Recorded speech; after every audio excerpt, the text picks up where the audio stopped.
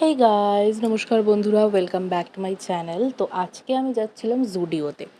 তো জুডিওতে দেখলাম যে এখন জুডিও কসমেটিক্সের একটা আলাদা সেকশন হয়েছে।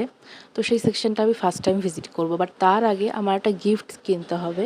সেই গিফটের জন্য আমি জেন্টস কর্নারে একটু ঘোরাঘুরি করছিলাম, আর দেখলাম তেমন কোনো কালেকশন নেই। আই থিঙ্ক উইন্টার সিজন বলে জুডিওতে যেসব জিনিসগুলো আছে সেগুলো খুব মোটা একটা কাপড়, মানে খুব একটা কমফোর্টেবল বা গরমকালে পরা যাবে না।